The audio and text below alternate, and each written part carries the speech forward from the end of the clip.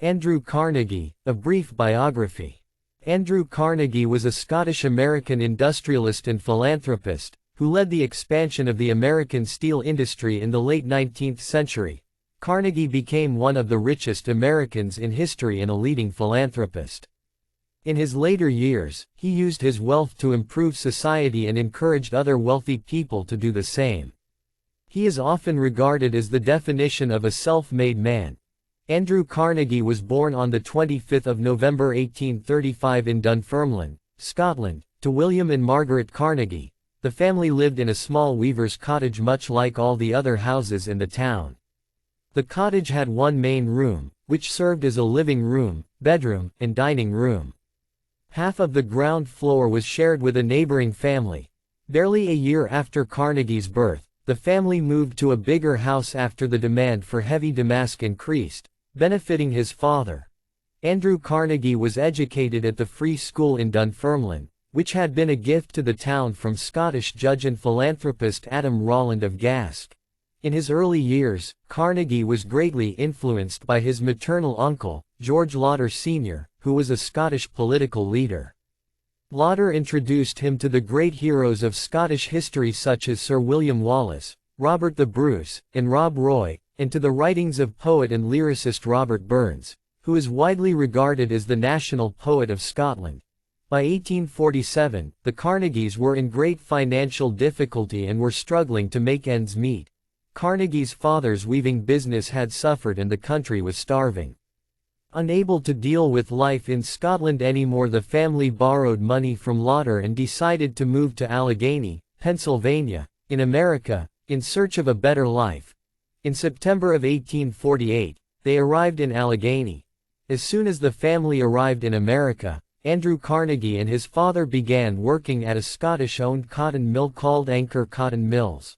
Carnegie worked as a bobbin boy, where he changed spools of thread in a cotton mill, working 12 hours a day for 6 days a week. He was soon approached by a Scottish manufacturer of bobbins, John Hay, who offered him a job for $2 a week. However, this job proved to be much more difficult and tiring than the factory. He had to run a small steam engine and fire the boiler in the cellar of the bobbin factory. By his own admission, he found the job too overwhelming. He kept trying the steam gauges, constantly worrying that either the steam might be too low and the workers would complain that they did not have enough power, or that the steam might be too high and the boiler might burst.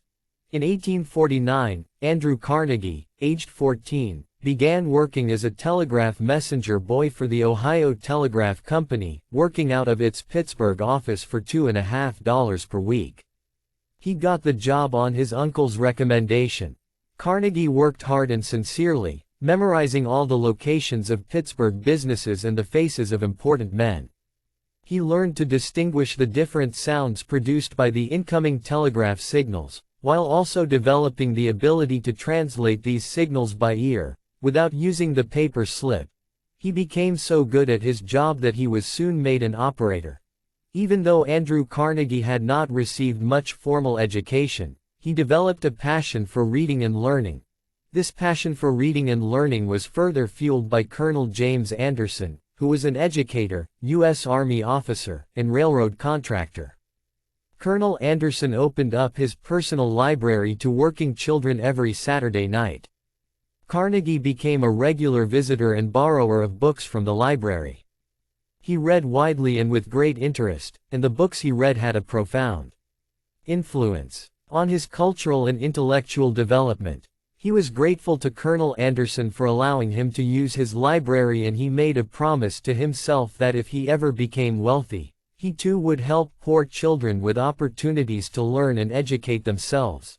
In 1853, Andrew Carnegie, aged 18, was asked by Thomas Alexander Scott of the Pennsylvania Railroad Company to work for the railroad company as a secretary-cum-telegraph operator for $4 per week. Carnegie weighed his options and accepted the offer as he saw more potential for career growth and experience at the railroad company than at the telegraph company. 6 years later, in 1859, Carnegie was promoted to superintendent of the Western Division of the Pennsylvania Railroad. This promotion was significant to his later success. He began earning $1,500 a year and quickly hired his younger brother, Tom, and his cousin, Maria Hogan, to work as telegraph operators. It was during this time that he learned about management and cost control.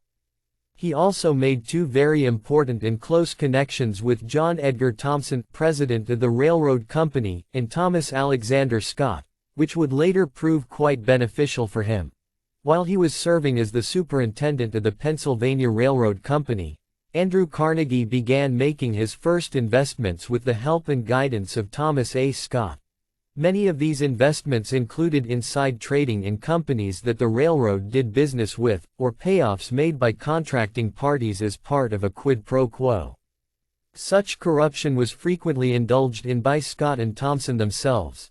In this way, Carnegie invested in the investment company Adams Express and even received some shares in American inventor Theodore Tuttle Woodruff's sleeping car company.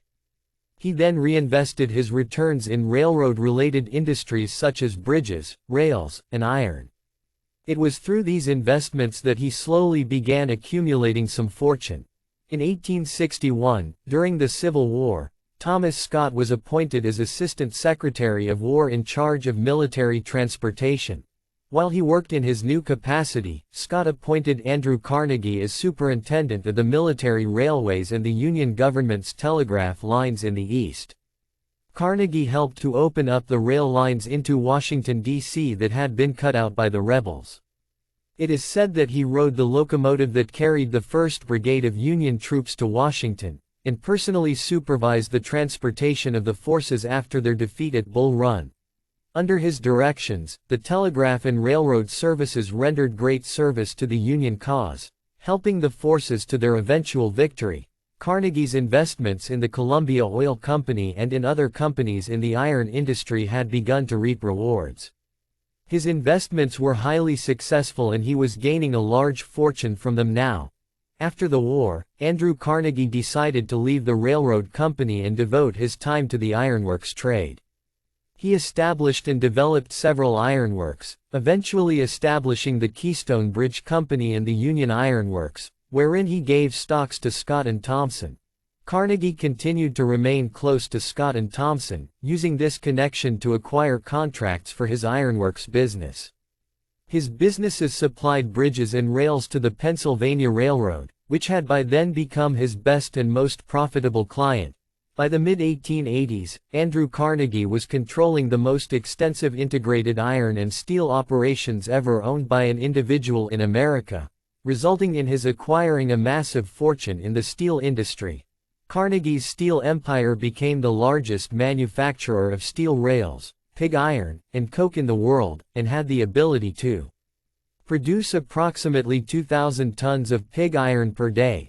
In 1892, Carnegie and several of his close associates formed the Carnegie Steel Company to manage businesses at steel mills in Pittsburgh, Pennsylvania.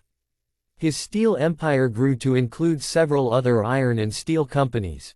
By 1901, Andrew Carnegie, aged 66, was contemplating retirement from business life. He had already reformed his enterprises into conventional joint stock companies in order to prepare for his retirement.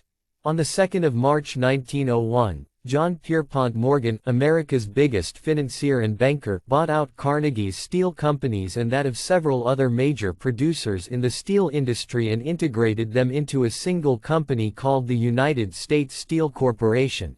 The buyout was the largest industrial takeover in American history to date. The newly formed company was the first corporation in the world with a market capitalization of over $1 billion. Carnegie's steel enterprises were bought out for $303,450,000, finally allowing Carnegie to retire from the business and surpass John D. Rockefeller as the richest American for the next several years.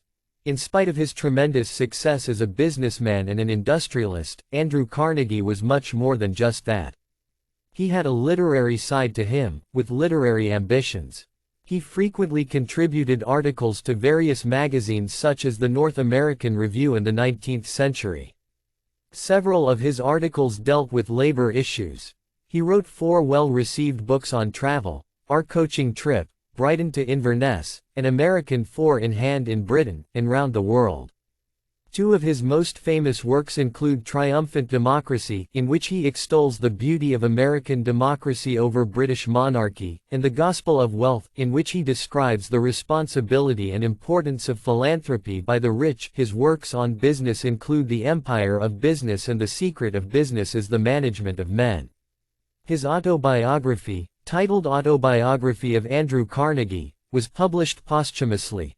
Carnegie even befriended several literary figures such as Matthew Arnold, Herbert Spencer, and Mark Twain. Andrew Carnegie was a staunch anti-imperialist when it came to American colonization of the Philippines, Guam, Puerto Rico, and Cuba. Although he did not say much regarding the American colonization of the latter three, he was particularly opposed to the annexation of the Philippines. Carnegie believed that the Filipinos should be allowed to live with their independence and that annexing it would be a violation of the democratic principle that America claimed to adhere to. He even urged William McKinley to withdraw American troops from the Philippines. When the United States bought the Philippines from Spain for $20 million, Carnegie offered the same amount from his personal wealth so that the Philippines could purchase its independence from the United States. But, unfortunately, nothing came of it. In 1898, he joined the American Anti-Imperialist League, which was established to oppose the American annexation of the Philippines, and soon became its vice president. The League included other important figures such as Mark Twain, Benjamin Harrison, and Grover Cleveland. Carnegie's philosophy in life was quite different and even benevolent in many aspects when compared to other rich men of the time. He believed that the first third of one's life should be spent on getting all the education one can.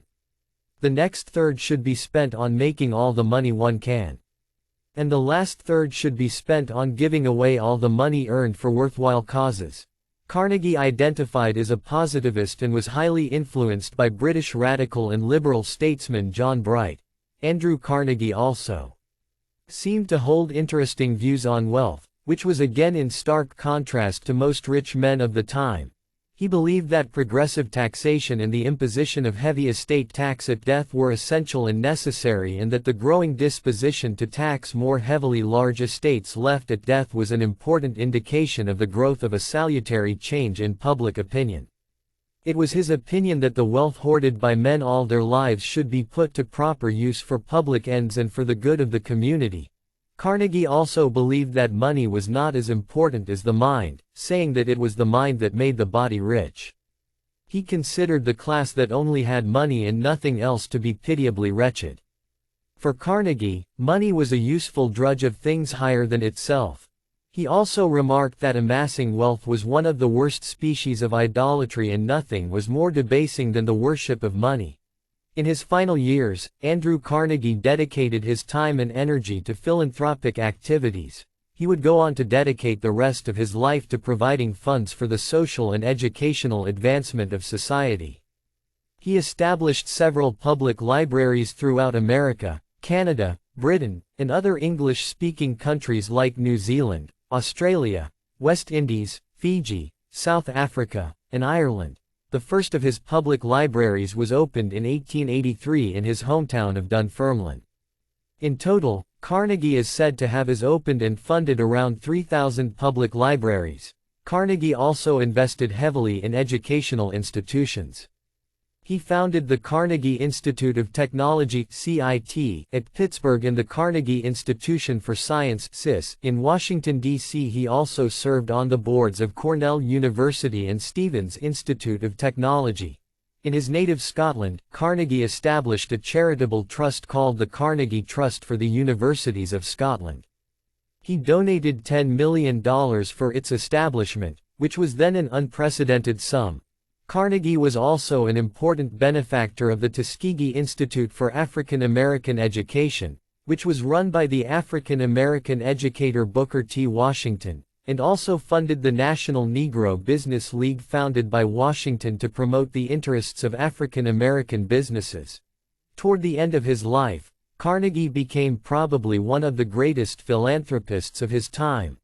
On the 11th of August 1919, Andrew Carnegie, aged 83, died of bronchial pneumonia in Lenox, Massachusetts, at his Shadow Brook estate.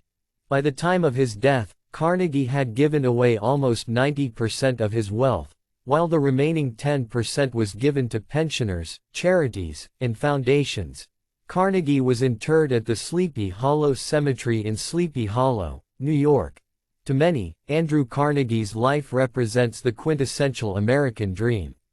An immigrant who arrived in America poor and then went on to become one of the richest and most successful men in America. Since his death, Andrew Carnegie is largely known for his great philanthropy work. And many who know about him admire his business acumen and shrewdness. Carnegie did go to some lengths, which might be deemed controversial or wrong, or corrupt, to acquire his fortune over the years. But he made up for it by being a generous philanthropist in the later years of his life.